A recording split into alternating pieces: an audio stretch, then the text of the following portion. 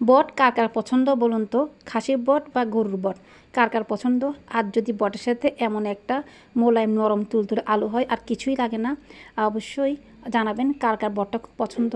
আমি এখানে সকালের জন্য ফ্রোজেন রুটি ছিল, সেগুলো ছেঁকে নিচ্ছি। যদিও একটা রুটি একটু পুড়ে গিয়েছে।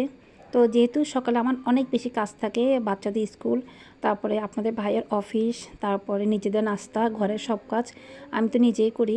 তো এই জন্য আমাকে সকালের নাস্তাটা আমি রাতে করে রাখি। যেমন রুটিগুলো আমি আগেই রুটি ফ্রোজেন করে রেখে দিই, তাহলে দেখা যাচ্ছে আমার সকালটা খুব আমার কাছে মানে খুব ভালো লাগে, কাজগুলো খুব দ্রুত করা যায়। তো এখানে কিছু গাছ থেকে বোম্বাই মরিচ ছেড়ে এনেছিলাম, যে সবগুলো প্রায় নষ্ট হয়ে গিয়েছে। এখন তো দেখিয়ে দিলাম। তো এখন নাস্তাটা করার পর সবাই যখন অফিসে স্কুলে চলে যায়, তো আমি ঘরটা পরিষ্কার করে নিচ্ছি। এই যে আমি বেডশিটগুলো ঝেড়ে নিচ্ছি, এখানে পর্দাগুলো ঝেড়ে নিচ্ছি। এখানে আমি একটা জিনিস দেখিয়ে দিচ্ছি, যে পর্দাগুলো কত সুন্দর করে হ্যাঙ্গিং করা আছে। তো এটা একটা আপুর ভিডিওতে শিখেছি। এভাবে পর্দাগুলো রেখে দিলে খুব সুন্দর থাকে একদম, মানে দেখুন একটা পর্দার মাঝখানেও কোনো ফাঁক থাকে না। এই জন্য আপুকে অনেক অনেক ধন্যবাদ। আসলে এটা আমরা জানতাম না। তো আমি কাজ করতে করতে আমার এখানে মেয়ে ঘুমতে উঠে গিয়েছে। ও আসলে এখানে থাকতে থাকতে এই ঘরটা নিজেতে মনে করে।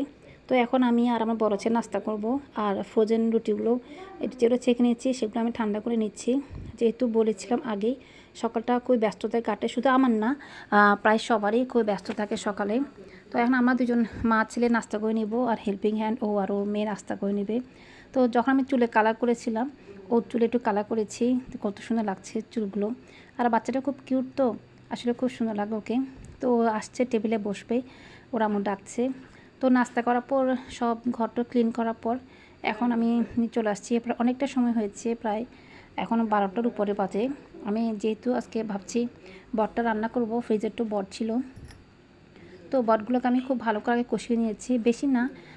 বটটা আমার হেল্পিং হ্যান্ড বলছিল যদি বটটা বেশি করে আগে তেলে কষানো হয় তাহলে নাকি বটটা অনেক শক্ত হয়ে যায়। তো আমি বটটাকে হালকা কষিয়ে আলু দিয়ে সিদ্ধ বসিয়ে দিয়েছি। এই যে ভাতটা রান্না হয়েছে, তো এরকম ভাতটা কত সাদা ঝরঝরে আর একদম সাদা ধবধবে হয়েছে। তো এরকম ধবধবে সাদা ঝরঝরে ভাত আপনাদের সাথে রান্নার টিপসটা দিন শেয়ার করব ইনশাল্লাহ। এখন আমি এই যে আমার নটির জন্য খিচুড়ি করেছি। ওরও প্রায় মাছ শেষ, ওর মাছ নিয়ে আসতে হবে। ওর জন্য আসলে চাপলা মাছ বা শুনো মাছ দিয়ে খিচুড়ি করে রাখি। তো ওর খিচুড়ি রান্না শেষ, ওর খিচুড়িগুলো এর মধ্যে ও ঘরটা মুছে দিয়েছে। ওর মোছার পর আমি বলছি যাতে ঘরে না হাঁটার জন্য। তো ছোটো ছেলে আসছে, ও সাইকেল আর ওর আব্বু মোটর সাইকেলটা ক্লিন করে নিচ্ছে। যদিও আসলে আর পরে তো সময় পাবে না। তো বটটা যখন খুব ভালো করে সিদ্ধ হয়ে যায়, ঠিক তখন আমি বটে বাগার দিয়ে দিব। যেহেতু এখানে আমি টমেটো দিয়েছি আর একটু দিয়েছি গরম মশলা। গরম মশলা আসলে এখানে অনেক কিছু থাকে, শুধু গরম মশলা না, এখানে মানে অনেক কিছু থাকে। যদি জানতে ইচ্ছে করে অবশ্যই কমেন্টস করে জানাবেন। আর যারা আমার সাথে এতটুকু পর্যন্ত চলে আসছেন তারা অবশ্যই একবার সাবস্ক্রাইব করবেন, লাইক করবেন আর শেয়ার করবেন। আর অবশ্যই না আপনাদের মূল্যবান এবং কিউট কিউট একটা কমেন্টস করে যাবেন, তাহলে আমার কাছে অবশ্যই খুব বেশি ভালো লাগবে।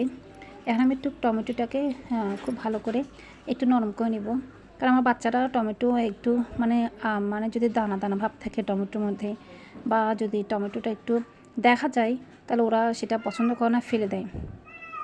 তো আমি এই জন্য চাই সব তরকারিতে এই টমেটোটা একদম লিকুইড করে ফেলার জন্য, যাতে গলে যায়, বোঝা না যায় যে টমেটো আছে কিন্তু টেস্টটা টমেটোর মতো থাকে।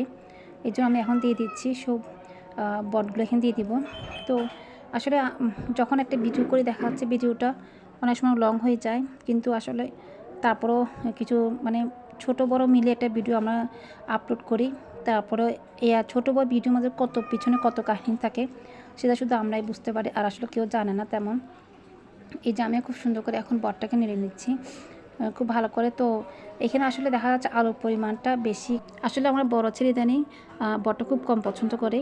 তো যদি পছন্দ হয় খাবে, তা নাহলে শুধু আলুটা পছন্দ করে খাবে। এর জন্য আমি আলুটা বেশি দিয়েছি। তো আপনার কাছে সবাই অবশ্যই বলবেন আজকের আমার ব্লগটা কেমন লেগেছে, আর অবশ্যই আমার রেসিপিটা কেমন লেগেছে। আমি আজকের মধ্যে এখানেই বিদায় নেব। সব অনেক বেশি ভালো থাকবেন, আর অবশ্যই আমাদের জন্য দোয়া করবেন। আর আমি সবার জন্য দোয়া করি। আজকে বিদায় নিচ্ছি। আল্লাহ হাফেজ।